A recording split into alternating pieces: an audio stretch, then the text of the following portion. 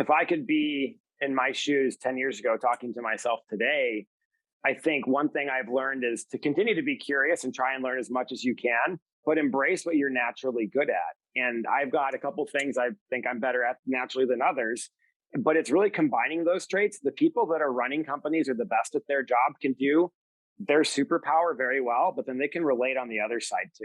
The best heads of research can engage with clients and they can really break down, all right, here's what I'm telling you, but here's what I'm actually telling you. And the best sales persona can relate to that quant who's really, really, really focused on data and whatever that forecast might be, but they can tell it in a way that's going to connect. So I ultimately think anyone who's really successful, whatever they do.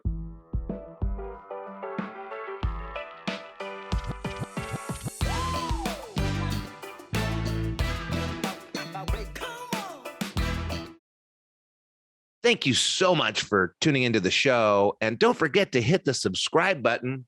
We've got quite a few great guests coming down the pike here in season 2, and today is no exception. Today we have Devan O'Dowd. Devan O'Dowd studied poli-sci and environmental econ in preparation to become a lawyer, but he had a turn and became a director and equity partner of Global X, an exchange-traded fund firm. So if you're looking for a career in finance, this is one great option. Devan's going to talk about measurable and repeated ways to succeed every day. He's going to talk about the path to a finance career and give a great intro to ETFs. And of course, do what others won't so you can do what others can't. Welcome to the show and welcome to the Edge of Excellence. Well, Devan O'Dowd, thank you for taking time out of your busy day working on exchange-traded funds in beautiful California. Thank you for making time to join us on the Edge of Excellence. Happy to be here today. Thanks for having me. Well, we really love having people that are in the finance business because, as you know, a lot of people in their 20s don't know all the opportunities that exist. And I bet some of them don't even know what an exchange-traded fund is. I bet a lot of people don't know what an exchange-traded fund is. I know you've got an interesting path. I know you have a wonderful career, so we're going to talk about it today. But before we do, we got to start off the way we always start off. What is your definition of excellence? Yeah, Matt, I've listened to a lot of your podcasts and congrats on getting so many good speakers on there. I'm not sure I'm in that same playing field, but I'm working on it. But when I think about excellence, simply put, at the end of the day, you've got one person to look at in the mirror. That's you. Did you succeed that day? Did you put your best foot forward? And that's how I think excellence can be measured from there. If you take a bigger picture on it, it's really establishing a measurable, repeatable process for whatever you're trying to do, and then challenge yourself to the absolute limit every day, every month, every week, a quarter, semi-annually, annually, to be the best version of yourself and accomplish that goal, whatever that is. But at the end of the day, if you can look in the mirror and say, all right, I did it and it worked, then I think you are teetering on that border. All right. So you can have an excellent day and not be excellent. I can have a great day, go out there and have a wonderful mountain bike. Oh, wait, I am excellent in mountain biking. But I could possibly sing a song and sing one song very well to my daughter who never wants me to talk about singing. And I'm not excellent, but I'm not an excellent singer, but I'm excellent that day. However, if weekly, monthly, semi-annually, annually, I'm checking in and measuring, and I've got a repeated plan and a repeated system to practice, to study, to learn, I could become excellent every day. Yeah, man, I don't know that I've ever been the best person in any single thing that I've done. I've been fortunate to be given a couple opportunities to really succeed and show what I can do.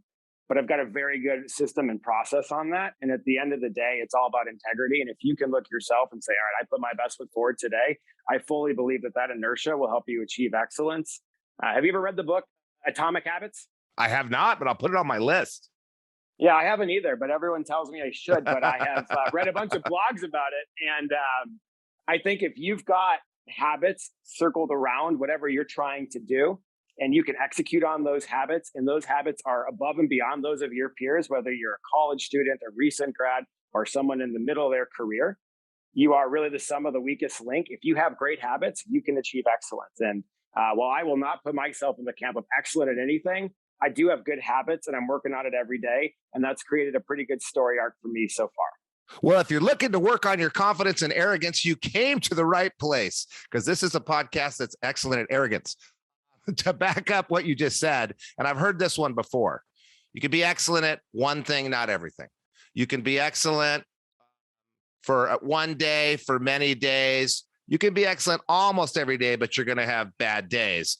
But if you got something you're really good at, and you've had an excellent day, or you want to have an excellent day, and you want to string together a bunch of them and create repeatable habits, you need to have a routine. You need to build those habits. And we've talked about it on this podcast before. Most successful people have a morning routine, and it's not eating Fruit Loops and watching TV. Most successful people have a healthy routine. Most successful people have a decompression and some habits. And most successful people are kind of paying attention to what they're doing and actively trying to get better. So I know you're a surfer. You used to live in the Great White North. You were playing hockey. You decided, I don't want to play hockey anymore. And you moved to California. You started surfing. You're probably not an excellent surfer yet, but you no doubt have a routine and you have habits and you're trying and you're pushing, right? Yeah, far from an excellent surfer. I think I'm the definition of a California kook right now, but the routine is getting there. So yeah, we're breaking that little habit where I might actually catch a wave or two and hopefully not piss off the locals. Yeah, as long as you don't get punched in the face, you're doing okay when you're surfing in California. It hasn't happened yet. It hasn't happened yet. Just trying to stay at everybody else's way. Yeah, I think you're a pretty imposing guy with those big old biceps of yours. But let's get into your work life. And as I said in the beginning, I don't know that a lot of people know what a director and equity partner of an ETF is. So why don't you let us know what is an exchange traded fund? And then we'll get into how you ended up with the job through high school and college. But what exactly is an ETF and what exactly do you do? So disclaimer here, not investment advice, and none of this podcast or anything I'm going to say is, but an ETF is a basket of securities. So if you want to buy the S&P 500, which, Matt, is the largest 500 companies, that is an ETF that you can basically put all those stocks into a single ticker and you could buy the S&P 500. And then you can apply that schematic to buy all the stocks in the world, all the stocks in China. You can buy stocks focused on robotics, artificial intelligence, whatever that might be. So an ETF is simply a basket of stocks that tracks a particular index. And I'm a regional director for Global X, and I've been with the firm for over 5 years. And I do sales and consulting with large institutional money managers, advisors, and other types of financial planners around the West Coast. So I work with clients on, here's where we think about putting capital to work, and here's why. What are you working on yourself? And maybe we're a good fit and maybe we're not. So it's half sales and then half portfolio consulting. Okay, so an ETF is a basket of stocks. So what's the difference between an ETF, real quick, and a mutual fund? It tends to do with how they trade, and without getting too far down the rabbit hole, you can buy and sell on ETF all day, every day. Mutual funds are something that you can basically do at the end of the day. So it's intraday pricing versus end of day pricing. But generally speaking, they've been a huge benefit to investors because they're cheaper, they're low cost, and they're very transparent. So you can always see what we're buying and selling. There's no black box. There's no hidden sauce. It is very transparent. It tends to be very low fee, and they tend to be a little bit more efficient in terms of how they're traded for investors. Well, sounds like ETF is something that people should know about, especially if they're Gen Z. Sounds like the way to invest of the future. It's transparent and low fee. I think that's what people are looking for. And how did you, let's back up a little bit. You became a regional director. You got into this financial industry. Let's back up and figure out how you got there. What were you like in high school? What was life like? What was going on? Yeah, Matt, I think this is one area you and I might have a little bit in common in a second here. Who I was in high school was certainly formative and a blast, but maybe not who I am today. I wanted to be in the NHL. I wanted to be a professional hockey player. I was also, and this is maybe where the surfing came in, I loved punk rock music, and I was a skateboarder. So I was in a bunch of different cliques. I'm not sure I totally fit into one in particular. I did well in school. I did not do only school, and that was not my only focus. And it wasn't until later in my life that academics were more of the focus. But in high school, I was playing a lot of hockey, trying to get good grades and have a bunch of fun.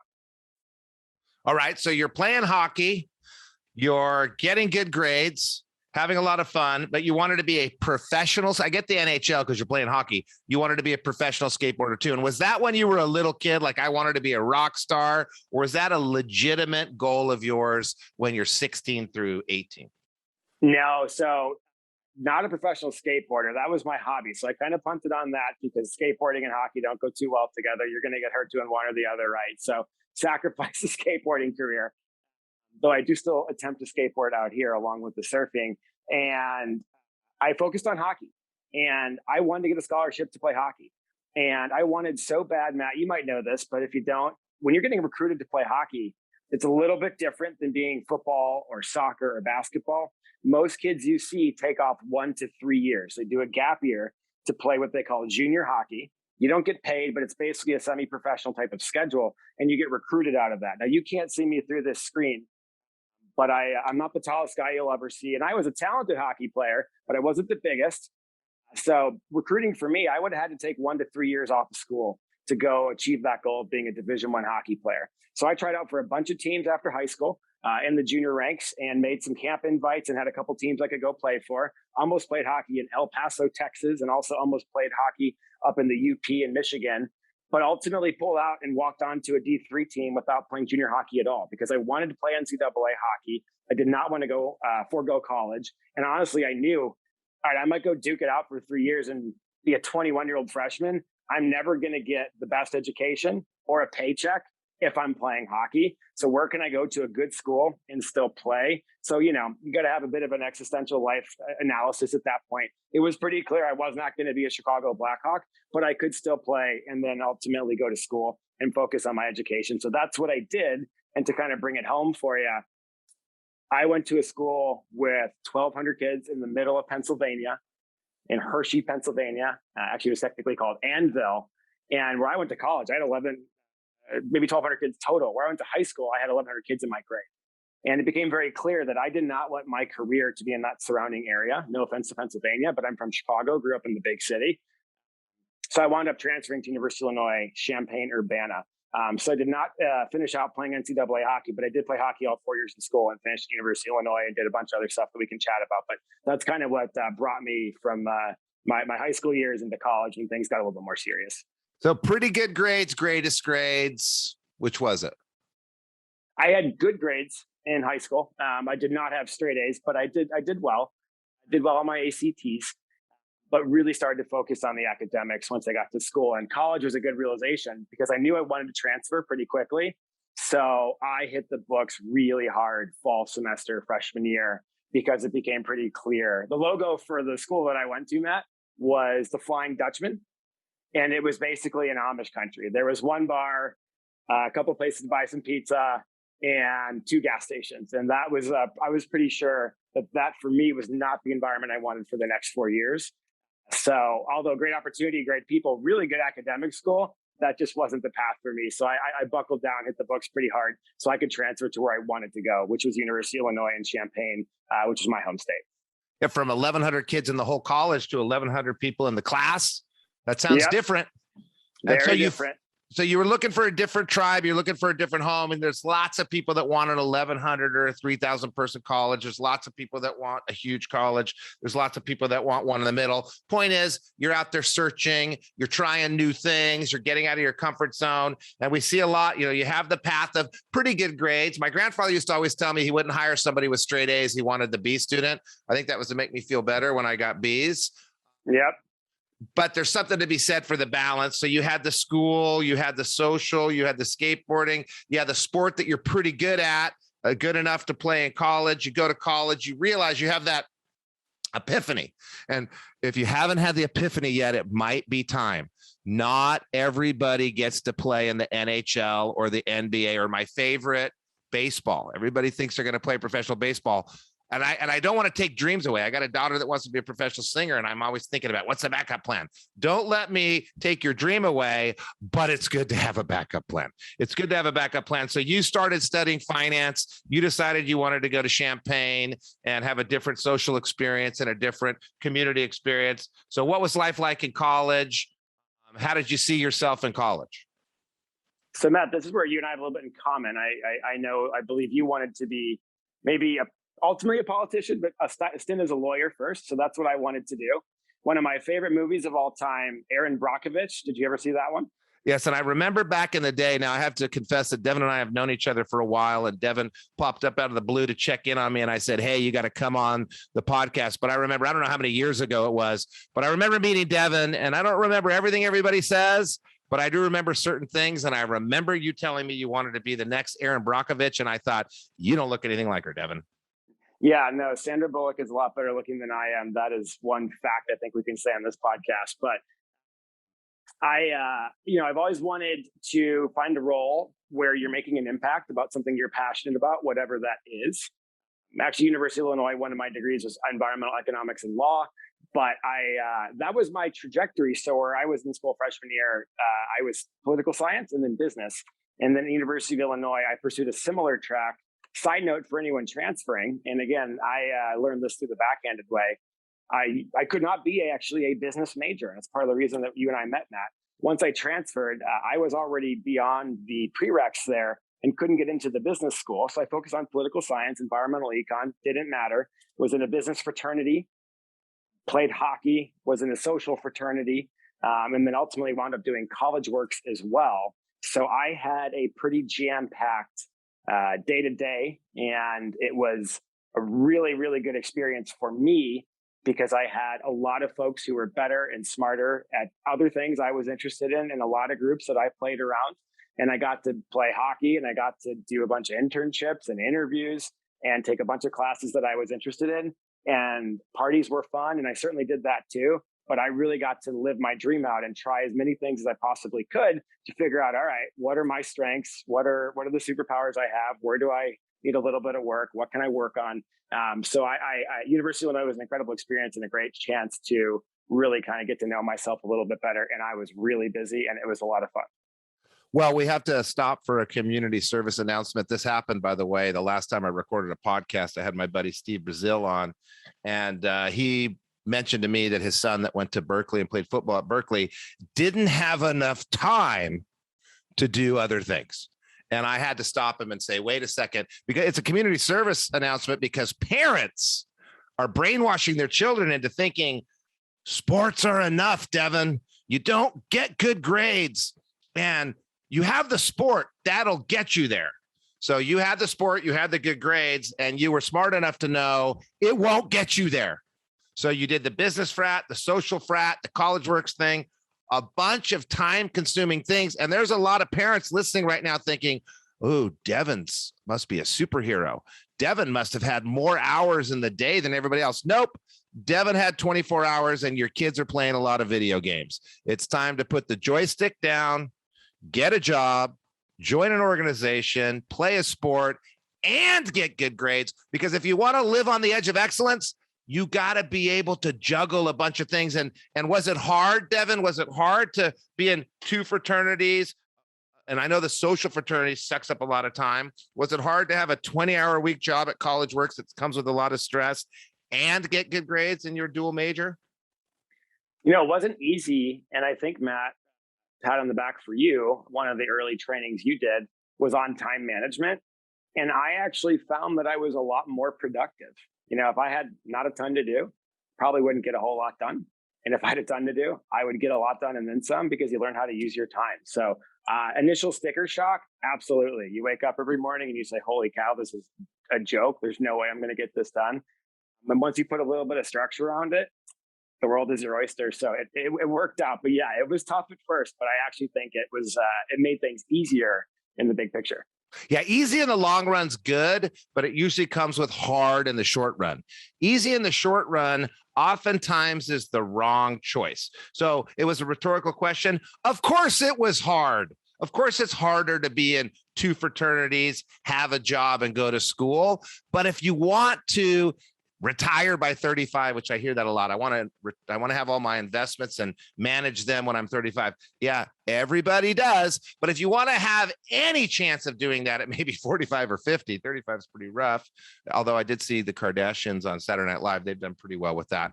If you want to, and they work hard, you have to work hard. It has to be harder. You have to get good at time management. Thanks for plugging my time management. There is an episode of this podcast on time management, and there is a YouTube at the CollegeWorks YouTube site that has a video of the time management. We love to teach time management because the difference between a highly effective, excellent, successful person and someone that didn't get there a lot of times is the ability to juggle things and practice time management. So you're in school, you're in the business fraternity, you're in the social fraternity, you're going to parties, you're going to formals, you're going home to see your mom, you're studying, and you have the CollegeWorks gig. And the CollegeWorks gig you did for more than 1 year. The CollegeWorks gig was, and I read on your bio, you've run every aspect of a painting business.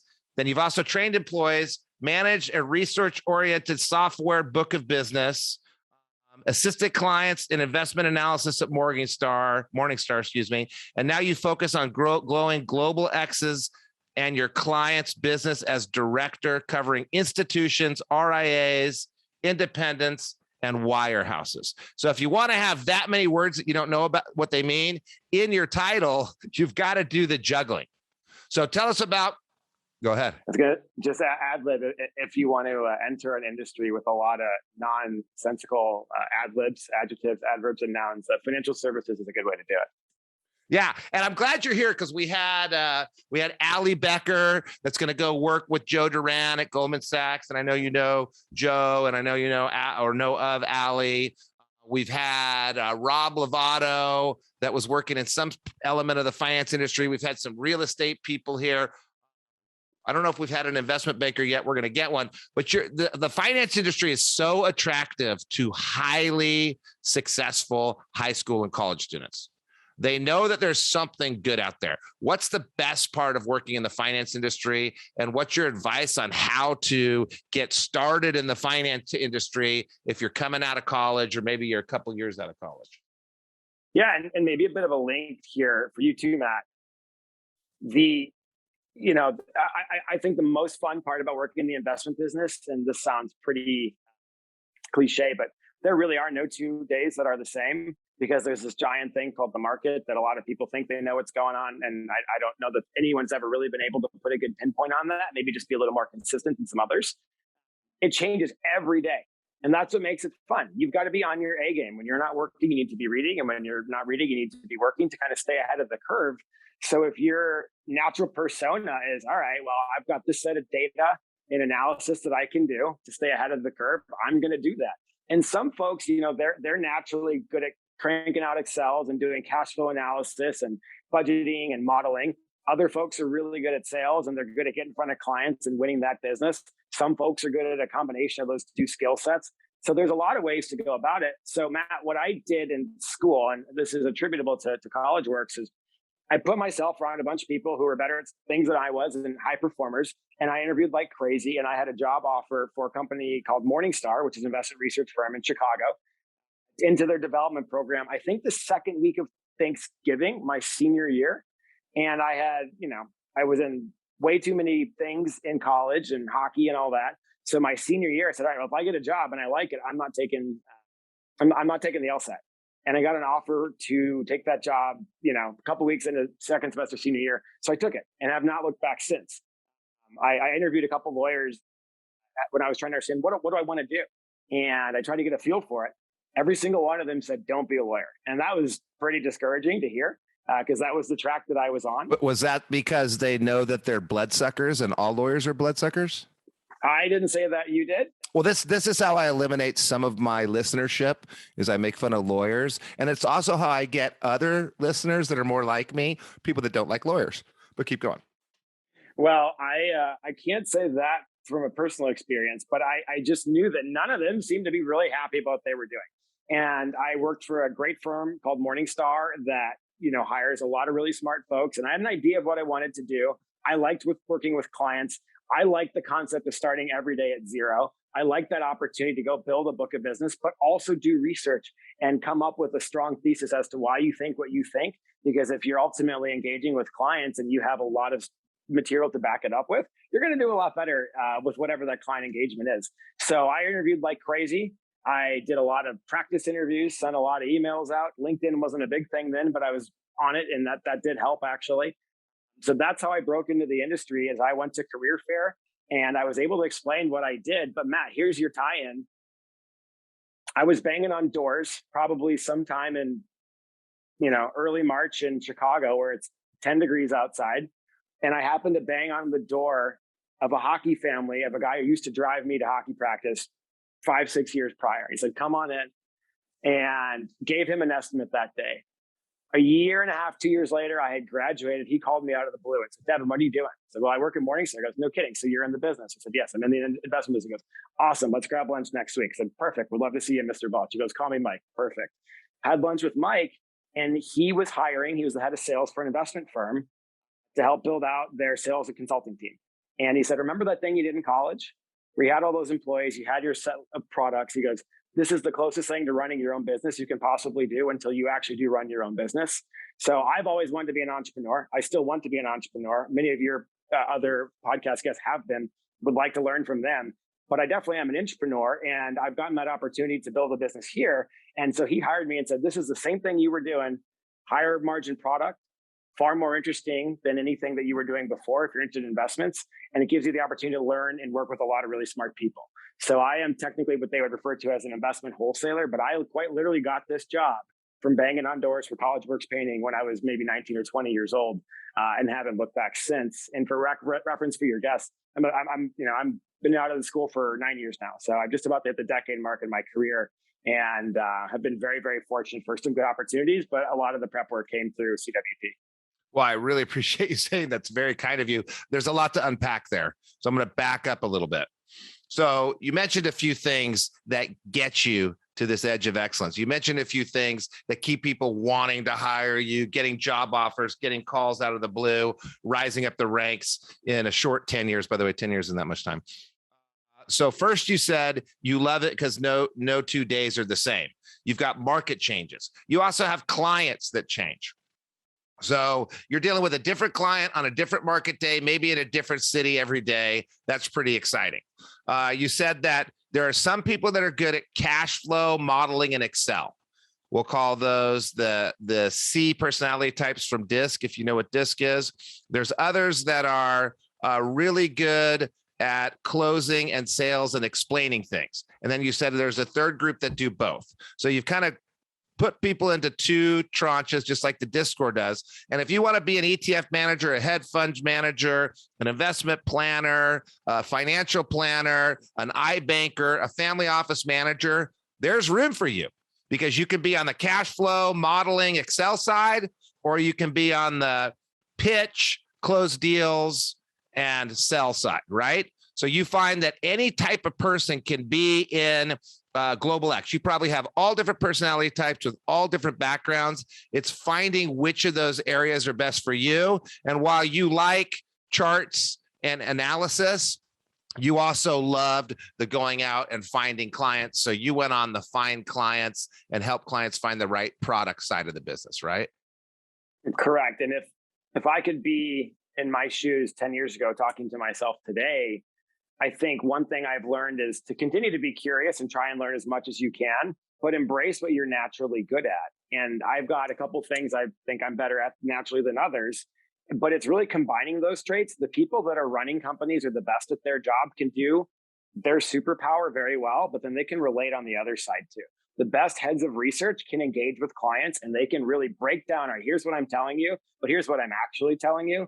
And the best sales persona can relate to that quant who's really, really, really focused on data and whatever that forecast might be, but they can tell it in a way that's going to connect. So I ultimately think anyone who's really successful, whatever they do, you've got a lot of relatability, and it's a lot of emotional reading there. Whatever that superpower skill set is that you have, hone that and don't try and be something that you're not. And that's something that's taken me some time to figure out and learn myself. But it's definitely something I wish I had known moving forward, as opposed to taking all these classes so you can be more well-rounded. And you're like, that's probably not your superpower. Focus on that. And so that, anyone can work in finance, whether you're really good at finance or you're really good at marketing or digital advertising and SEO optimization.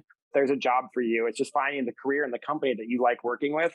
That's really where it comes into play.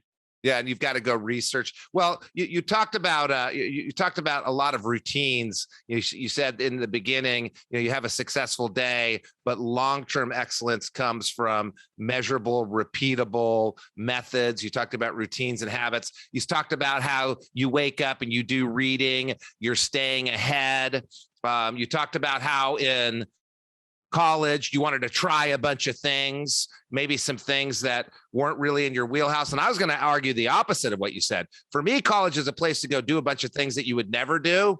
And, I was talking to my son, take that accounting class. He doesn't love accounting. Take that stats class. He doesn't love accounting. And it's so you can relate, like you said. I'll never be an accountant. My son will never be an accountant, but we need to understand what's going on so we can relate. We need to get out of our comfort zone. And that's how you figure out what's right for you. That's how you figure out what wasn't right for you. But it's not a sacrifice. It's not a waste of time. I mean, I took a geology class. It's one of my favorite classes I've ever taken. I use it when I ski. I use it to fill my family up with all sorts of trivial tidbits as we drive around. But it was one of my favorite classes. And I tell you, I use that geology class all the time for some reason. We do building. We have to understand engineering. You understand what's going on below the layers. Weird class I took. I took a sociology class. Two of the classes I remember the most have nothing to do with what I wanted to do for a living, but I got out there. So you can take these different classes and try it out. Now you're out of school, and most of our listeners are probably out of college. You can look at what you're good at and then look at what industry you want to be in and search through that industry until you find the right job that's the right fit. So it came to you lucky. It came to you kind of through a lucky way. I take it back. I like my business partner, Jeff Gunnis. I like his definition of success. It's luck. Lucky enough to be prepared when opportunity knocks. And in your case, it seriously was knocking, except for you're doing the knocking. So you work for the College Works program, and a lot of people that come on the show never worked for College Works, because this show's just about what careers are out there and how you get there. But a lot of them got to their careers by going through College Works. And they used to call it stupid painters. You're one of the stupid painters going around knocking on doors. That's the number one killer of our employee base. People can't handle knocking on doors. And we tell them, you're going to go knock on doors. And you go knock on doors for a few hours a day. In your case, you actually knocked on the door of someone that booked a job with you, paid attention to who you were through the sales process and the setup process and the production process, and years later came back to you and said, hey, you're running this stupid painting business, but I know you did marketing, you did sales, you hired people, you fired people, you managed people, you dealt with customers. I was one of them. I saw what you were doing. Come into this world over here.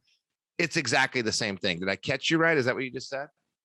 Pretty similar. I think one of your previous guests, not to repeat it, but said something to the effect of do what others won't so you can live the life others can't. And, it's just that extra knock at the end of the day that can turn into a whole career or an opportunity to make an impact. So yeah, a lot of luck and being in the right place at the right time, but then just harnessing the inertia. If you're lucky enough and you have a process around it, just keep it going.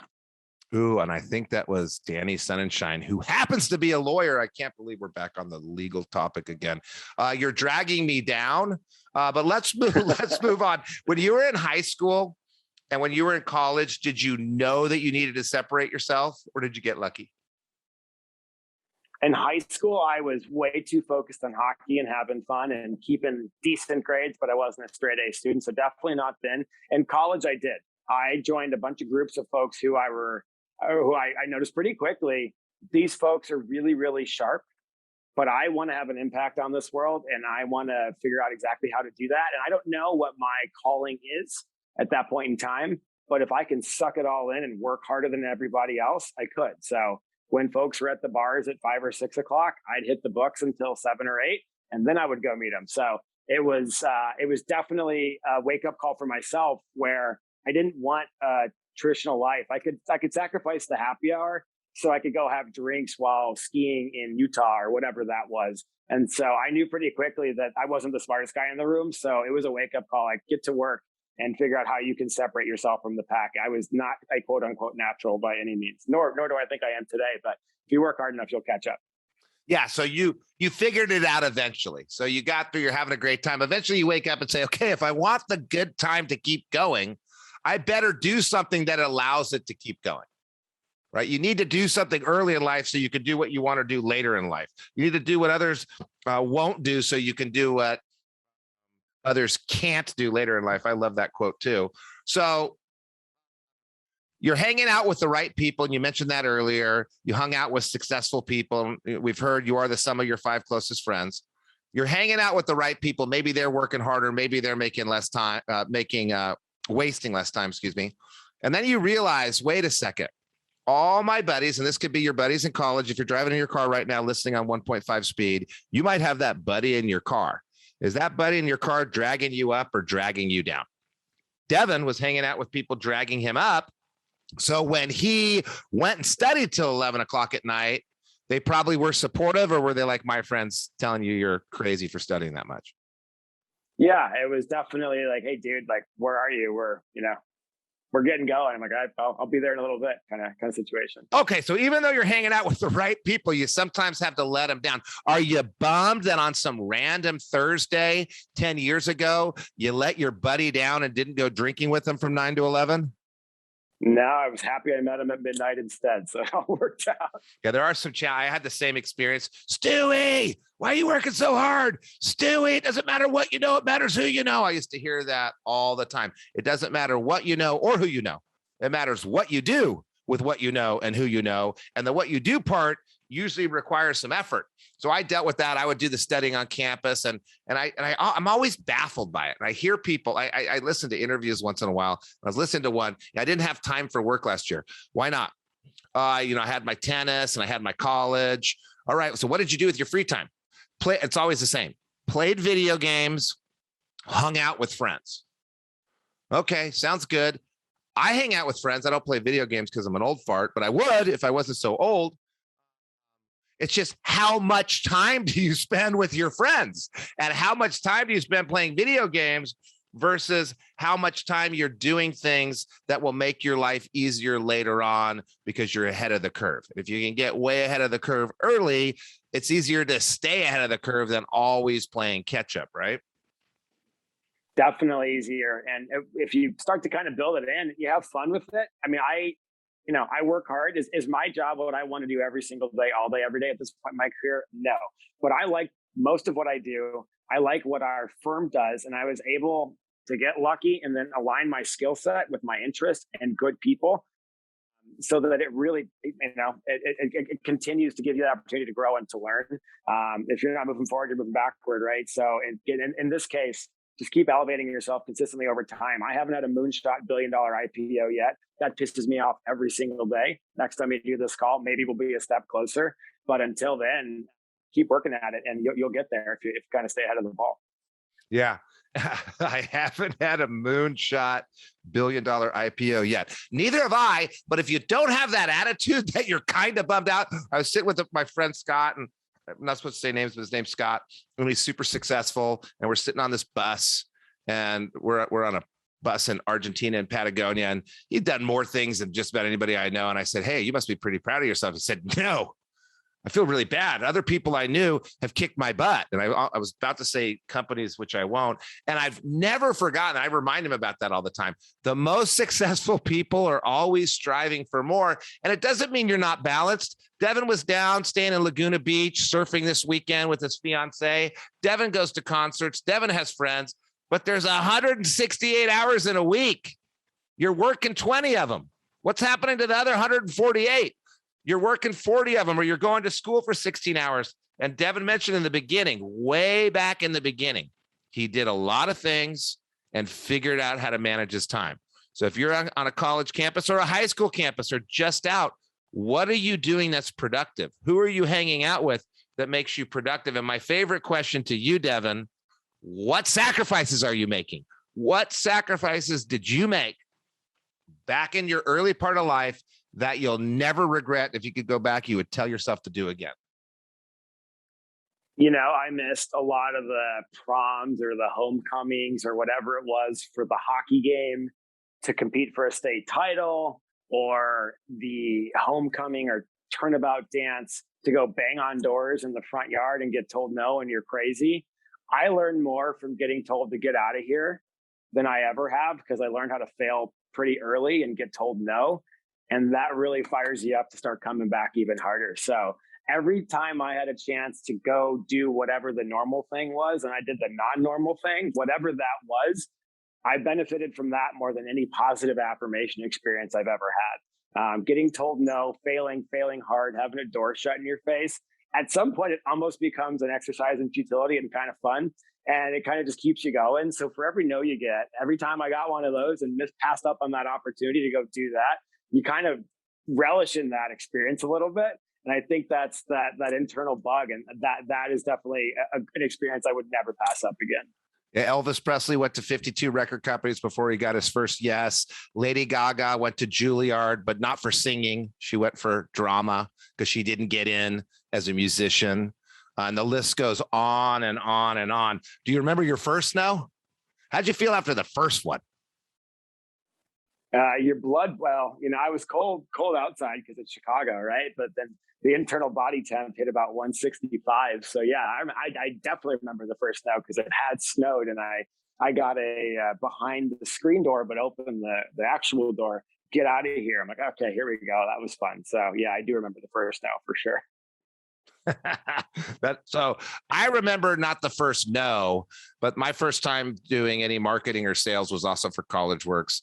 And I went 18 straight hours and nobody said yes. And to this day, nobody believes it. They think I'm lying. No, I was a hard worker. I was just a punk and nobody said yes. And I remember calling my dad and I was done. I had totally failed. I'd given up. And my dad said, "What? You hear no all the time. Get back out there and do it again." And then I didn't make any money at first. He said, "What? You never have two nickels to rub together anyway. Go out there and figure it out." And I don't know why I needed my dad. And I don't know why I still remember all these years later exactly what he said. It doesn't even make sense to me. You never have two nickels to rub together. What does that even mean? But I've never forgotten it.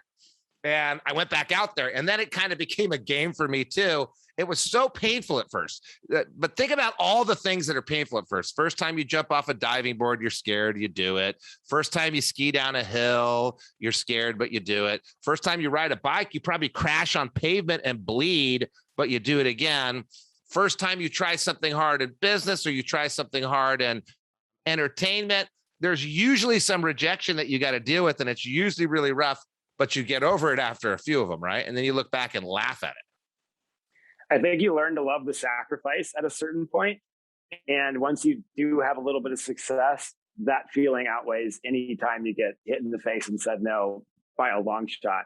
So that kind of, you do that long enough and it becomes fun. I think it was Morgan Freeman who did not become, I don't think he got his first starring role until he was maybe 43 or something to that effect. And he now is, I think the highest paid Hollywood actor and just an all around great human.